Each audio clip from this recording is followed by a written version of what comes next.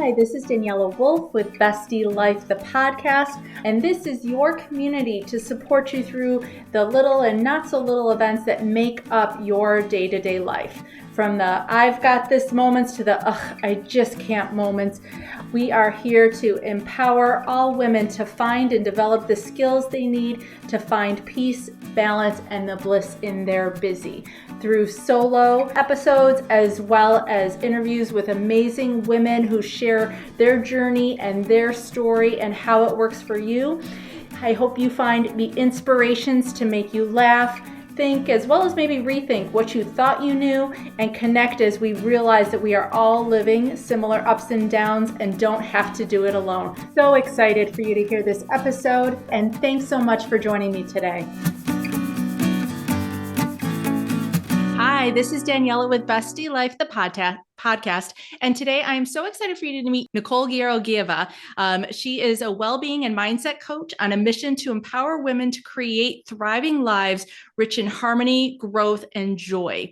She owns a coaching practice called Well, Kind, Better. She is a podcaster, aspiring author, big fan of coffee and croissants, as well as just a super sweet person. I'm so excited for you to meet her. Thank you so much, Nicole, for joining us today. Thank you, Daniela. I know everybody says that, but it's a pleasure to be here.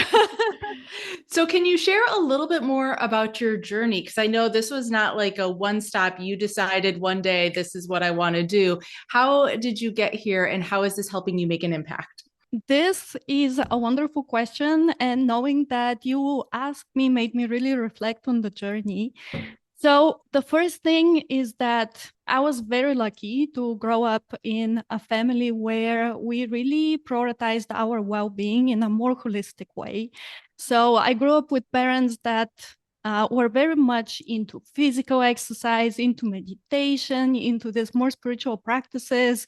These were conversations that we used to have at home, and I didn't know it at the time, but it turned out to be a blessing because I realized that back at that time, which was around 30 years ago or so, these topics were not so popular in the Western world. So bridge that into my mid to late 20s, I found myself like everybody else in the midst of the COVID pandemic. And, daily life switched so much and we all found ourselves having to face ourselves much more, right? To spend more time with ourselves, to take care of our well-being in different ways than what we were used to. And just by being in this environment, in this situation, I noticed that many people started struggling with taking care of their well-being. And this really sparked my passion of sharing what was working for me. And long story short, I really fell in love with the topic of well-being, of helping people to take care of themselves. And I got a coaching certification in holistic well-being. Mm-hmm. And this was already, I can't believe it, but almost 4 years ago. And since then, my coaching practice has been evolving.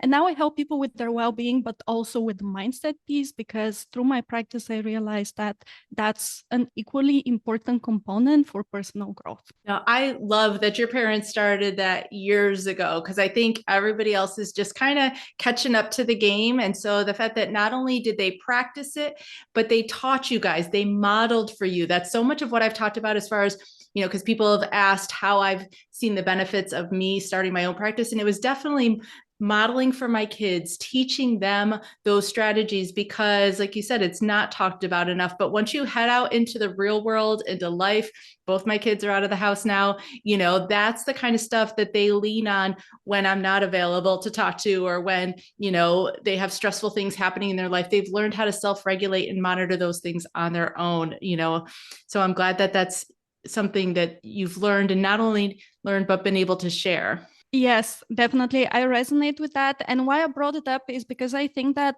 even those seeds that we plant or have been planted years ago can sprout later on in life.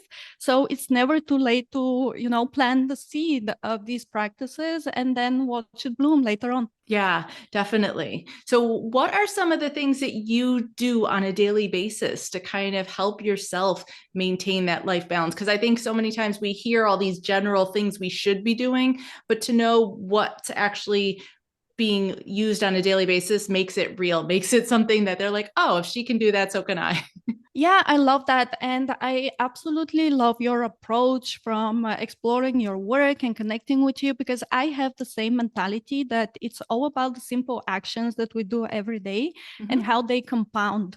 So my approach to my personal well-being as a coach, but also just as a human, has always been to keep it grounded. And I have given up on making those, huge promises and commitments about my well-being a long time ago. So now my practices are very simple.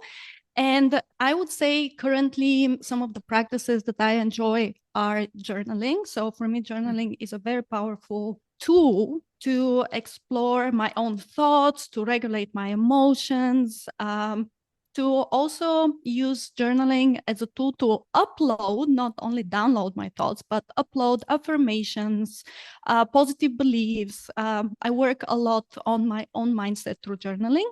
So this is definitely one thing that has been front and center currently. Another thing is that I am a person who naturally has a lot of energy. I'm a little bit more naturally an agitated person. So for me, it is very important to have physical outlets for my energy. But how that physical outlet looks like really depends on the season. It depends on my personal season of life. And this is something also that I advocate a lot with my clients, is to allow themselves the flexibility to explore the tools that help them in a specific area in a specific time. So just because I like yoga today doesn't mean that in 6 months it would resonate with me. So allowing yourself this flexibility to find different tools, different modalities, but address the same core well-being need. So these two for sure. And I would say that my self-care practice quite depends on the season. So now it's spring, so I enjoy a lot of grounding in nature and just spending time in nature and getting that rejuvenating energy back.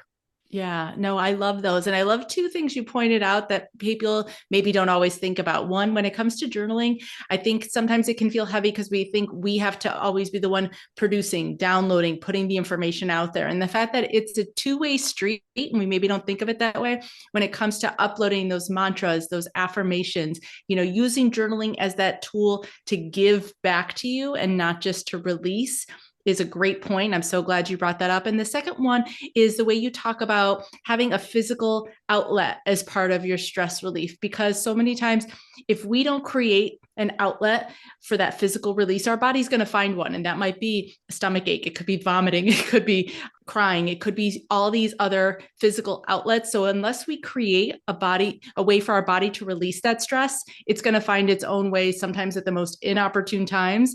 And so intentionally including that is so, so important. Yes, I resonate 100% with what you just said. So when someone comes to work with you, or if they're just trying to find out a little bit more, and they're listening to this episode, what would be one tip you would give them to kind of get started with? That's a wonderful question. I don't know if you have heard, there is kind of like a personal assessment tool called the Strengths Finder. It's quite popular in the US. So one time I took this assessment and one of my top strengths came out as individualization, which means that I do tailor my approach a lot depending on who I'm working with or interacting, collaborating, it doesn't matter. So just in my interactions with others. So it is very difficult to give one general advice because it really depends on where the person is in their personal journey, what is their comfort zone, and of course, what they're seeking, right? So one thing that is a little bit more applicable, I would say, to everybody is that one thing when it comes to well-being, I would encourage people to find their own meaning of harmony. So what does harmony, balance, work-life balance, call it whatever you want. So what does that look like for them and feel like for them in this current season of their lives? Because I think that this is a question we don't ask ourselves often enough. And a lot of our disbalance, disharmony, dissatisfaction with life comes from the fact that we are not in touch with what our priorities, values, and desires are at the current point of time. Mm-hmm. So this is one thing for sure. In a way, that's just gaining more self-awareness, right? And the other thing that I do more often with my clients than not is once we identify an area for development, for growth, we also dive into exploring the person's strengths. So understanding what makes them unique, how can they leverage that?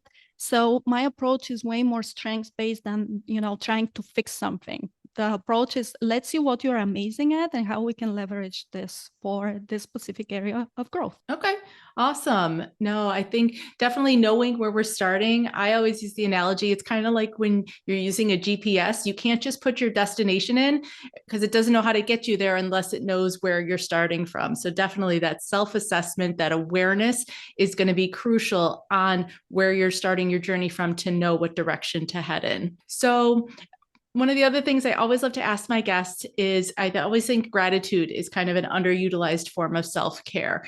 It's something we can tap into all the time on our own on a daily basis. And so what are maybe the top 2 or 3 things you're the most grateful for? I love gratitude as a practice. I have been practicing quite regularly ever since my university years. It actually got me out of one very dark period of life in university. So I pulled myself out of a dark mental space with the practice of gratitude.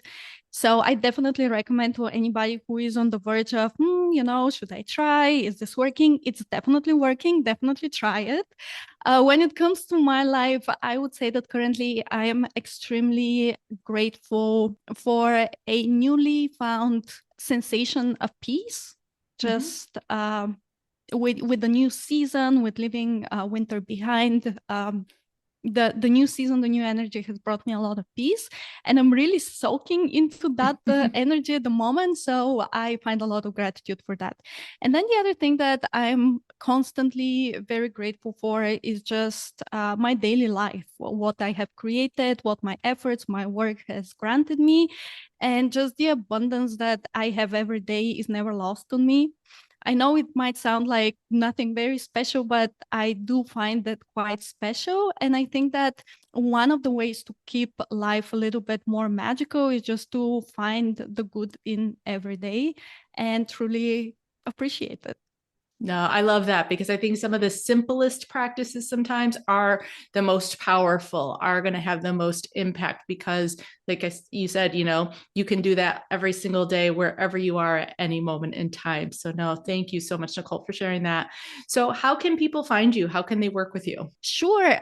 People can definitely head to my website and find out more about the work that I do, the work that I do, the podcast that I have. You can find this at www.wellkindbetter.com.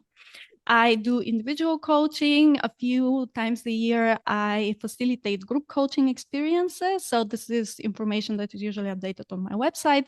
And they can find my podcast at Well Kind Better on Apple or Spotify.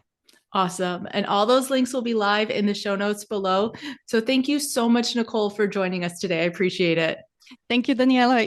It's a pleasure to be here. Thanks so much again for joining me today. I hope you enjoyed this episode. Please let me know any questions or comments that you have.